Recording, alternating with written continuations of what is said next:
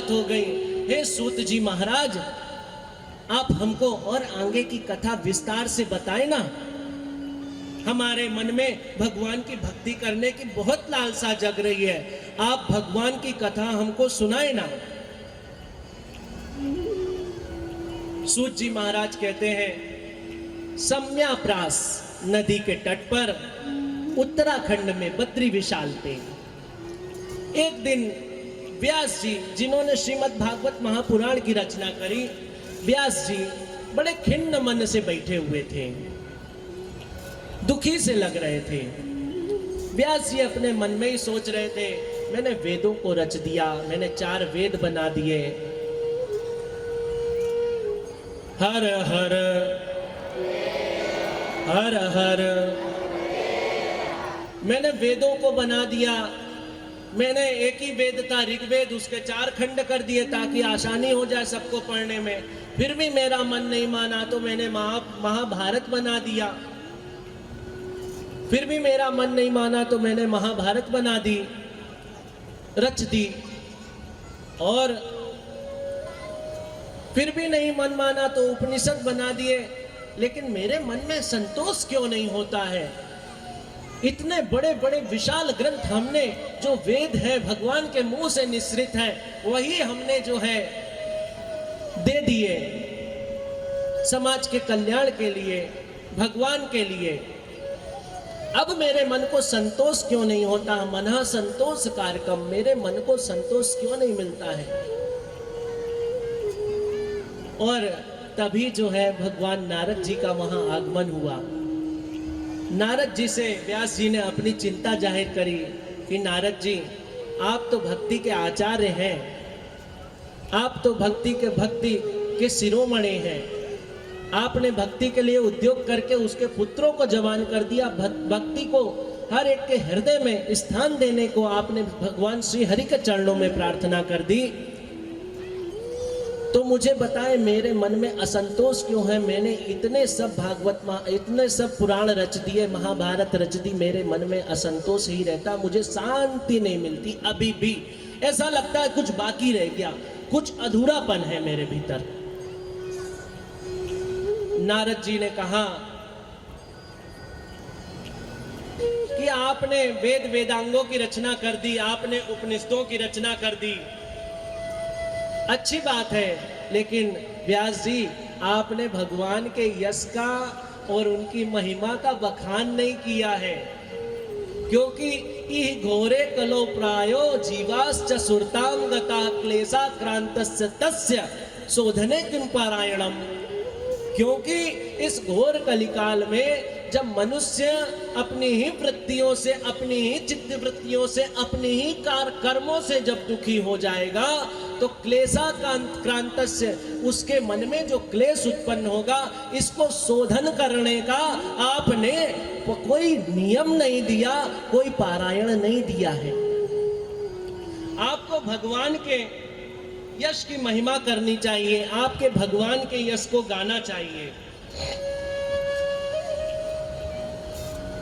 और यदि आप भगवान के लीला चरित्रों को कहेंगे तो आप ये मान के चले कि आपके मन को भी शांति मिलेगी और आप जो अशांत अवस्था में बैठे हुए हैं, आपका मन भगवान के चरणों में लग जाएगा।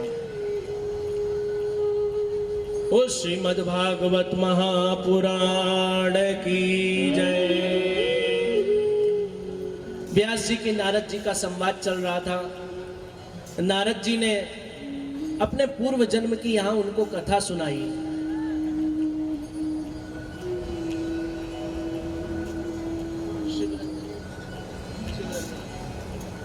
नारद जी ने अपने पूर्व जन्म की अपने यहां पर कथा सुनाई। मैं ब्राह्मण बालक था और दासी का पुत्र था। ब्राह्मणों की बस्ती में रहा करता था। एक बार हमारे बस्ती में, नगर में, खेड़े में कहीं से संतों की जमात आ गई और वहीं पर एक मंदिर था, तो उन सब ने वहीं पे चातुर्मास्य किया।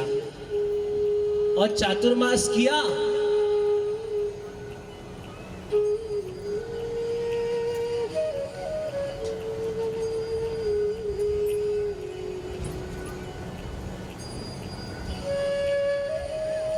चातुर्मास किया वहीं पर, और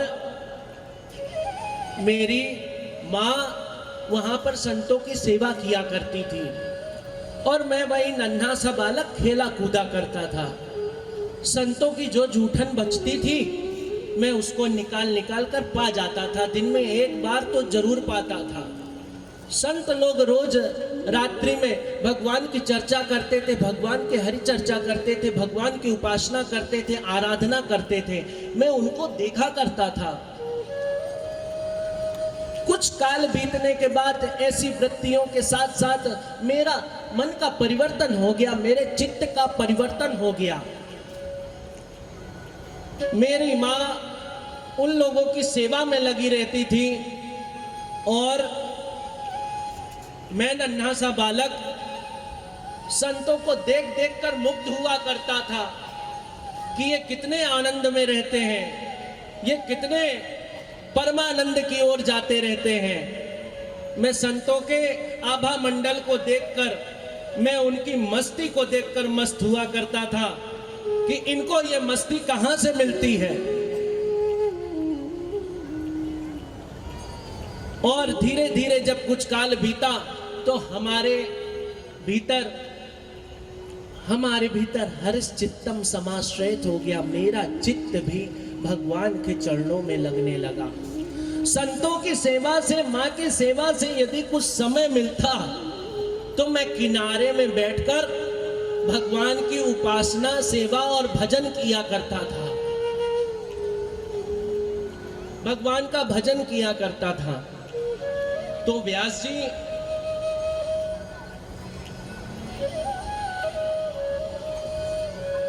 धीरे धीरे धीरे धीरे जब भजन करते करते मेरी भगवान में रुचि हो गई, मेरी भगवान में रुचि हो गई और भक्ति का प्रादुर्भाव मेरे हृदय में हो गया।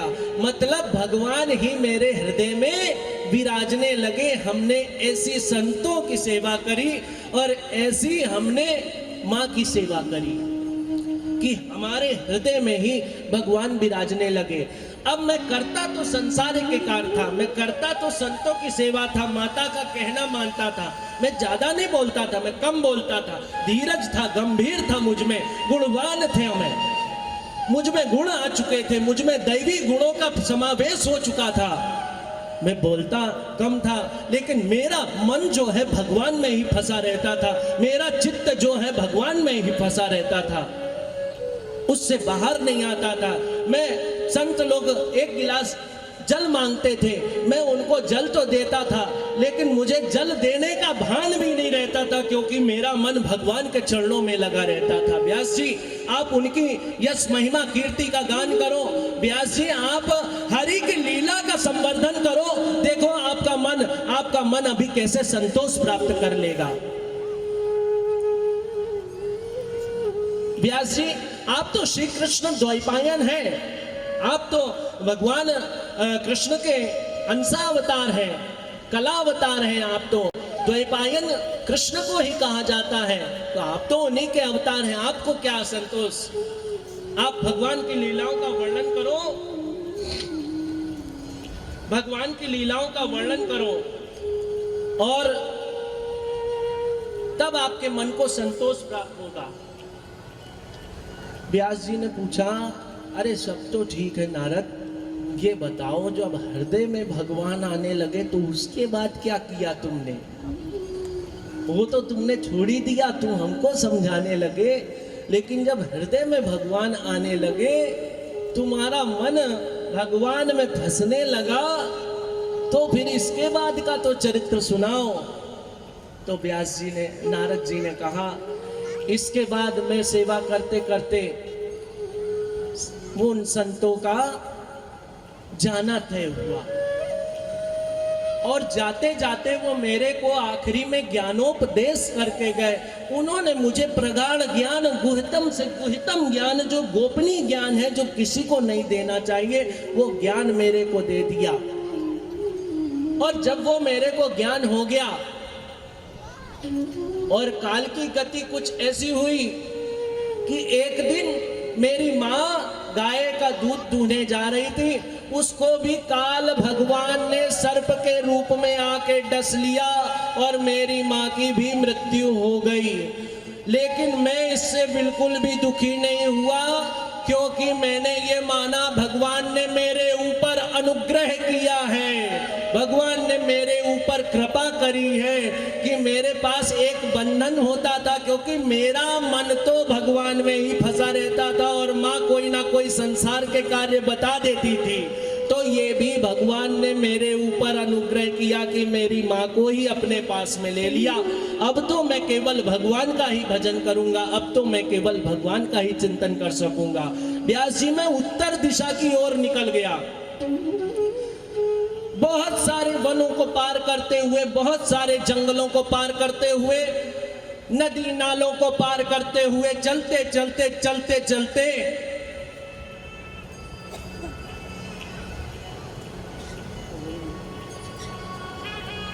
मैं पेड़ों के नीचे बैठा और पूज्य सद्गुरुदेव भगवान की आप सभी लोग चित्र देख रहे हैं। यहां पर सब लोग यहां पर किनारे पे सद्गुरुदेव भगवान का, हमारे सद्गुरुदेव भगवान है, उनका चित्र है, उनकी छवि का अवलोकन कर रहे हैं आप। उनके साथ भी कुछ ऐसा ही घटा था। वो जब अपने गांव में रहते थे तो बचपना था उनका, छोटापन था, तो गांव में कोई साधु आता था तो उनके पीछे लग जाया करते थे, चलते चले जाते थे। और गाय घर के जो बर्तन होते थे, उस समय कितनी गरीबी होती होगी। 1936 के आसपास का जन्म, 1930 के आसपास का जन्म, उस समय क्या होता होगा। लेकिन घर के बर्तन उठाकर भी साधुओं को दे देते थे। और जब वहां से लौट के आते थे तो माँ इधर बेशरम, एक पेड़ होता है बेशरम का, सुना है? नहीं सुना, चलो उधर होता है बेशरम का डंडा उठाकर इनको खूब सूंघती थी कि बर्तन दे आता है, घर में खाने को नहीं रहते, ये नहीं रहते, वो नहीं रहते। और कभी कभी तो ये 2 दिन घर ही नहीं आते थे। ये साधु जैसे ही दिख जाए तो उनके पीछे भाग लेते थे। तो साधुओं से जब प्रेम हो गया, तो एक दिन इन्होंने एक साधु का हाथ पकड़ लिया और कहते हम तो आप ही के साथ चलेंगे अब। और इधर साधु ने कहा नहीं, अभी तुम घर में रहो, अभी तुम घर में ही रहो। तो इन्होंने क्या किया, खेत में आप लोगों ने पहले देखा इग्लू बनता था, उसको इग्लू बोलते हैं, मुझे नहीं पता। जैसे एक कछुए के ऊपर जैसा आवरण होता है ना, ऐसे ही जमीन से उठाकर उसको गोल गोल बना लिया जाता है। उसके भीतर भूसा भरा जाता, खाखला भरा जाता, अथवा तो कंडे भरे जाते हैं। उसके भीतर छोटा सा गेट बनाकर उसके भीतर घुसे रहते थे। और हमने कहा क्या किया करते थे महाराज जी वहां? तो कहते भगवान विष्णु को ध्याते थे, कहते विष्णु का ध्यान किया करते थे। मैंने कहा अच्छा।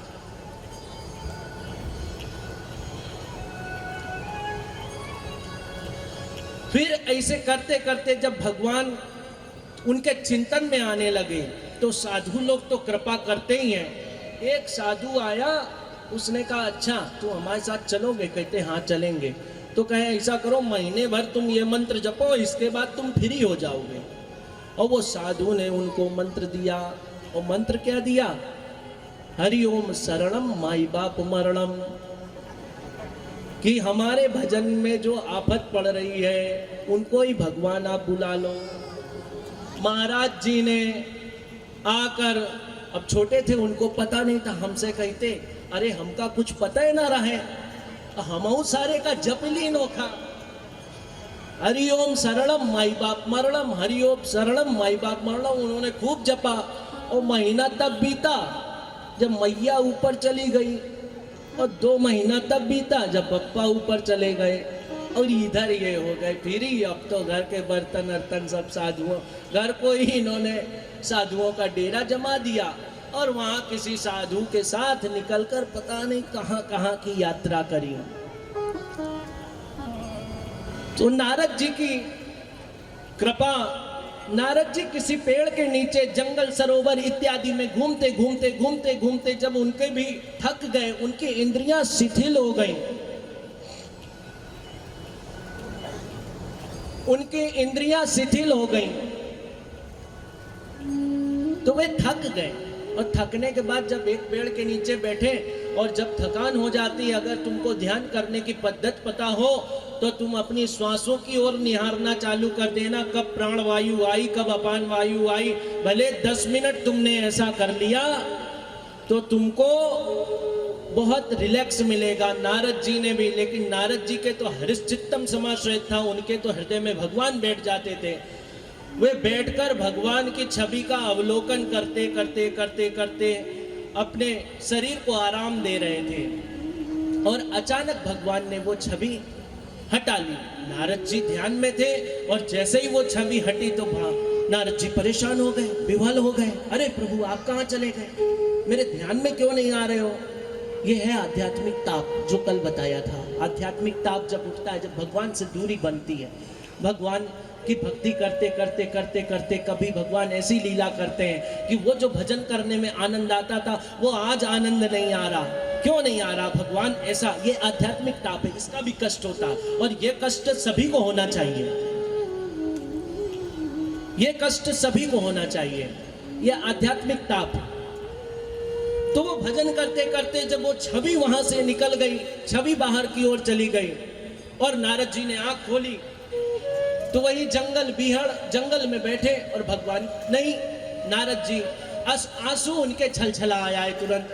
हे कृपा सिंधु, हे करुणा करने वाले भगवान, क्यों मेरे हृदय से निकल गए? क्यों मुझे इतना दुख दे रहे हो? उसी समय आकाशवाणी हुई, नारद मैं क्षमा चाहता हूँ। भगवान ने नारद से क्षमा मांगी है।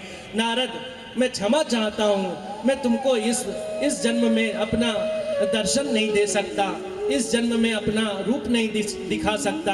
नारद, तुमको इसके लिए अगला जन्म लेना पड़ेगा और तुमको कुछ मन में वासनाएं रह गई, उनको पूरा करना पड़ेगा और फिर तुम मेरा अगले जन्म में दर्शन कर पाओगे। भगवान ने यह आकाशवाणी करी। तुम नित्य निरंतर जिस प्रकार से मेरा भजन करते हो, करते जाना करते जाना करते जाना, लेकिन मैं इस जन्म में तुमको दर्शन नहीं दे सकता। भगवान भी भक्त से क्षमा मांग रहे हैं, नियम के उसमें बंधे हुए हैं। लेकिन एक चीज और बता दें, नारद जी को दर्शन नहीं मिले क्योंकि मन में वासनाएं कुछ थी। योगियों को भी खूब तप करते हैं, खूब गाढ़ा तप करते, शरीर को जलाते हैं, शरीर की बहुत दुर्गति करते हैं,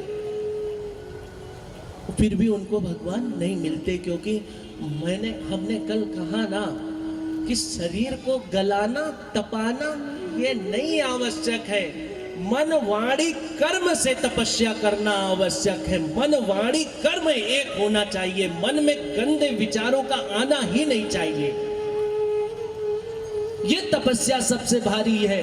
कांटों पर कोई भी लेट लेगा, कोई भी आपको चमत्कार बताना चालू कर देगा। और चमत्कार है क्या चीज? ये मोबाइल जो सब लोग जेब में डाले हो, ये भी तो एक चमत्कार है। मान लो इस कथा पंडाल में हम सब कोई मोबाइल को जानते ही नहीं कि मोबाइल क्या चीज है, और वहां से एक व्यक्ति आता मेरे पास, कहता महाराज जी मैं आपकी बात कराऊं, ये मेरे पास पता नहीं एक चमत्कार चीज आई है, मैं इसकी बात कराऊं आपसे। मैं वहां दूर से बात करा दूंगा और मेरी बात जब उनसे हो जाएगी तो मैं उससे कहूंगा, हाँ यार तुमने बड़ा चमत्कार कर दिया, बड़ा चमत्कार कर दिया। क्योंकि हम मोबाइल की परंपरा को जानते नहीं तो वो हमारे लिए चमत्कार है। इसलिए जिन चीजों का हमको ज्ञान नहीं है वो चमत्कार होता है। असल में चमत्कार की कोई भी स्थिति इस संसार में नहीं रहने वाली। जो चीजों को हम जानते नहीं है, जिनको हम समझ नहीं पाते, उनको चमत्कार मानने लगते। अरे भगवान से बड़ा कोई चमत्कार हो रहा क्या? भगवान की भक्ति करोगे तो उनकी लीला में रोजे ही अगर तुम्हारी बुद्धि चमत्कार ही देखना चाहती तो चमत्कार ही दिखाएंगे फिर तुमको। और चमत्कार ज्यादा देर स्थायी नहीं रहते, चमत्कार स्थायित्व तो नहीं रहता उनमें। ऐसे करके क्या बता रहे थे हम?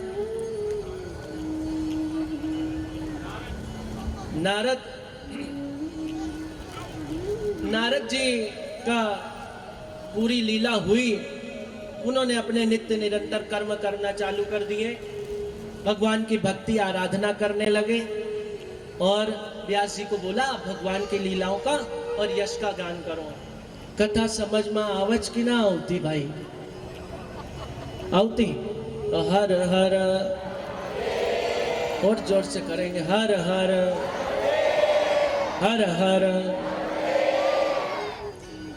माताओं की आवाज नहीं आती जबकि इनकी संख्या ज्यादा है, और माताएं जितना मन से सुन रही हैं, सभी लोग मन से सुन रहे हैं। मैं सबकी ओर जो ऊर्जा आपके सुनने से मेरे को मिल रही है, क्योंकि जो मन आपका खींच रहा है भगवान की तरफ, वो मुझे पता लगता है। नहीं तो मैं सुनाता ही भी नहीं हूं ऐसे, फिर हम दूसरा तरीका चालू कर देते हैं।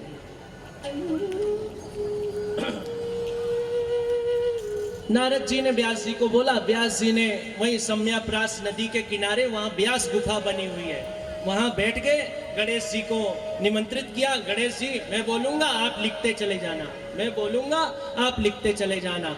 गणेश जी ने, व्यास जी ने श्रीमद् भागवत महापुराण भगवान कृष्ण की लीलाओं का वर्णन करते गए, गणेश जी लिखते चले गए। और इस प्रकार से श्रीमद् भागवत महापुराण की रचना श्री बद्री विशाल में व्यास गुफा में हुई, माणा गांव में।